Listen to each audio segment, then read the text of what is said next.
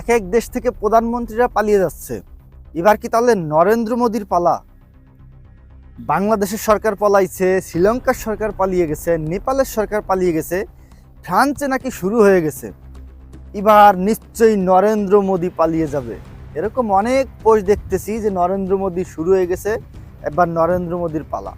আচ্ছা, নরেন্দ্র মোদী পালিয়ে যাবে বা যাবে না, এই কথাটা বলার আগে আমরা যদি একটু চোখ দেই, ভারত এখন কত নম্বর শক্তিশালী দেশ সামরিক দিক দিয়ে?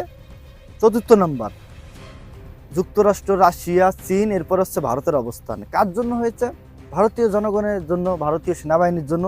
কিন্তু ভারতীয় সেনাবাহিনীকে, ভারতীয় এই মানে এই যে সামরিক শক্তিকে এগিয়ে নিয়ে গেছে কে? একজন মানুষ। কে সে? ভারতের একজন প্রধানমন্ত্রী, যার নাম নরেন্দ্র মোদী। কারণ তার চেষ্টা না থাকলে কখনোই সেনাবাহিনীর বা এই সামরিক বাহিনীর এত দূর এগিয়ে আসা সম্ভব হতো না। এরপরে ভারতের অর্থনীতি দেখুন, ভারতের অর্থনীতি এখন জাপানকেও পিছনে ফেলে দিয়েছে। কার চেষ্টায়? ভারতের মানুষের চেষ্টায়। কিন্তু এদের ভূমিকায়, মানে মেইন ভূমিকায় কে রয়েছে? প্রধানমন্ত্রী নরেন্দ্র মোদী বা তার যে সংসদ, তারা। এত উন্নতি করতেছে ভারত, এরপরও যদি ভারতের প্রধানমন্ত্রী নরেন্দ্র মোদী পালিয়ে যায় বা পালিয়ে যেতে হয়, কিসের জন্য পালিয়ে যাবে? ভারতীয় মানুষদের জন্য। কারণ একটা দেশের সরকারকে ফেলাতে হলে, পালিয়ে যেতে বাধ্য করতে হলে ভারতের জনগণকে ক্ষিপ্ত হতে হবে। এখন ভারতীয় জনগণ কতটা নরেন্দ্র মোদীকে চায়, কতটা চায় না, আগে এইটা বুঝতে হবে।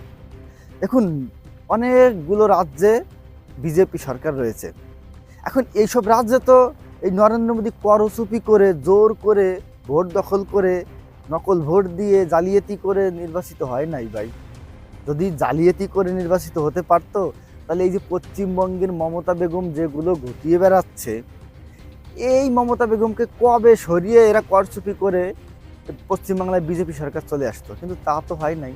তাহলে এইখানে নরেন্দ্র মোদী কেন পালিয়ে যাবে বা নরেন্দ্র মোদীর উপরে কেন জনগণ ক্ষিপ্ত হবে? পশ্চিমবাংলার উপরে এমনিতেই ক্ষিপ্ত হচ্ছে। তারা চাকরি হারিয়ে ফেলেছে। 26,000 মানুষ চাকরি পেয়েছিল, তাদের চাকরি থেকে বরখাস্ত করে ফেলানো হয়েছে। কে করেছে? নরেন্দ্র মোদী করেছে নাকি মমতা ব্যানার্জি করেছে? দেখুন, এই নরেন্দ্র মোদী মানে নরেন্দ্র মোদী এখন যাবার পালা, নরেন্দ্র মোদী চলে যাবে, এবার নরেন্দ্র মোদীর পিছনে শুরু হয়ে গেছে। এইসব পোস্ট দেখতেছি আমি। কারণ কি, আমাদের বাংলাদেশের মানুষ, অনেক মানুষ নরেন্দ্র মোদীকে নিয়ে পোস্ট দিচ্ছে। পাশের দেশে শুরু হয়ে গেছে, এবার পাশের দেশের পালা, এবার পাশের দেশ পালাবে, এই আরও অনেক কথাবার্তা আমি না বলি।